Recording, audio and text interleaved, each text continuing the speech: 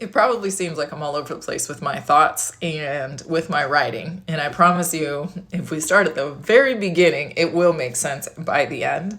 But back in 2013, when I was getting my master's degree, we had an awesome course called Motor Control Theory, and it really changed my perspective on how I trained and how I saw the human body as a functional body.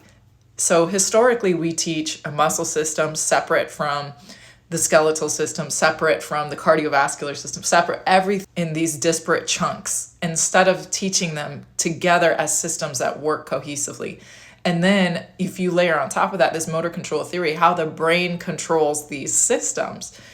So when I started, I was still working at the junior college at the time, and so I was working at the junior college, and I started noticing the traditional way we're taught to structure our programming for performance through the NSCA, through any organization, really, no fault to anybody's organization, but it taught you, in order to keep the body fresh, the best way, because it was focused strictly on muscles and muscle adaptation, everything was through the lens of one system alone, then the adaptations were gained by keeping the muscle as fresh as possible. And you had these movement patterns that were discrete. You had a push and a pull, vertical and horizontal planes, and you mixed up all of the movement patterns in one session in order to keep the muscle system by itself fresh.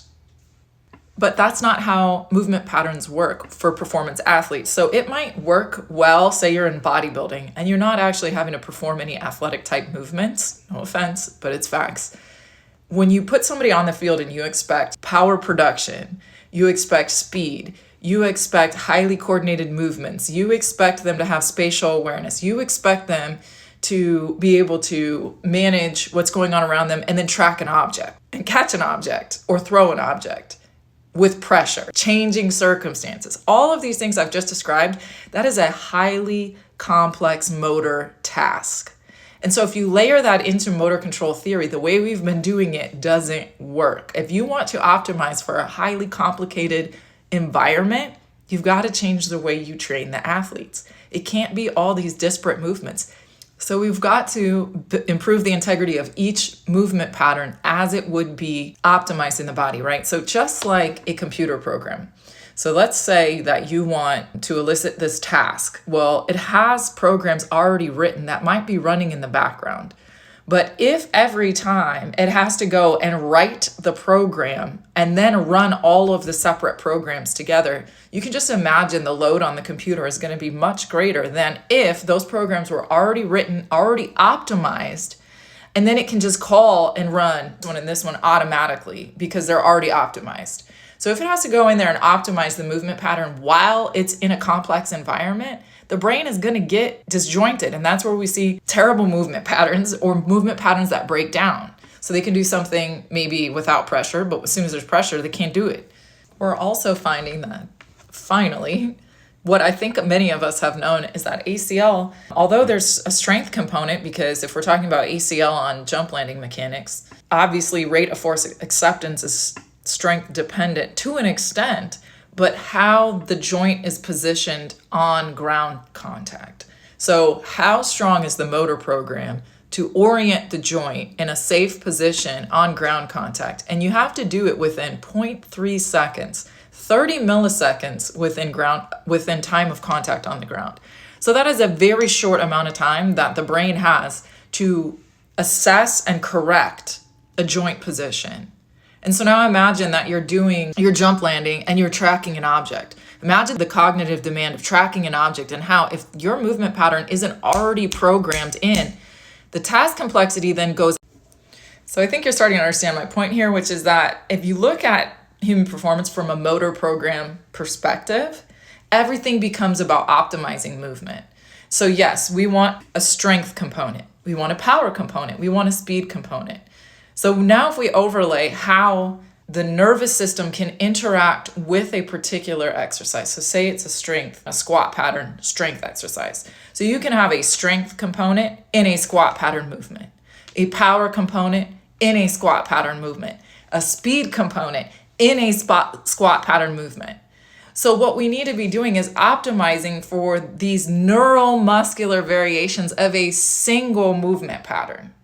So when I train my athletes, we pick movement pattern days. You have a squat pattern day, and all the movement patterns are variation of task complexity within that one movement pattern. So if you talk about, so we have a strength component to a squat pattern exercise. We have power.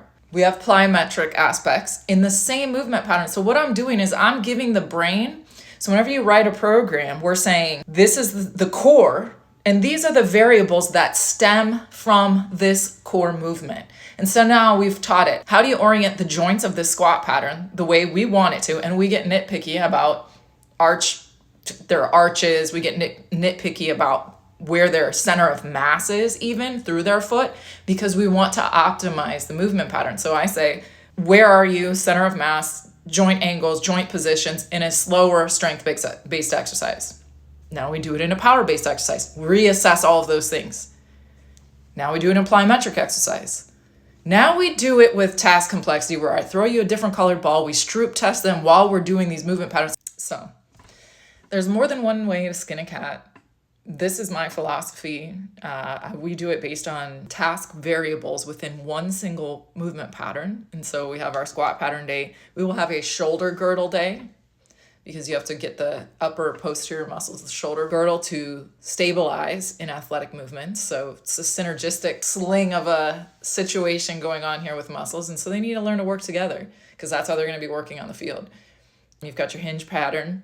And a lot of times we will do our overhead push-pull with our hinge pattern, because that's a lot of the same muscle groups. If you've ever looked at fascial lines, your fascial lines traverse your lats all the way down the posterior kinetic chain. And so we will do anterior delt lat and posterior kinetic chain together, because that's how force is transferred through the body.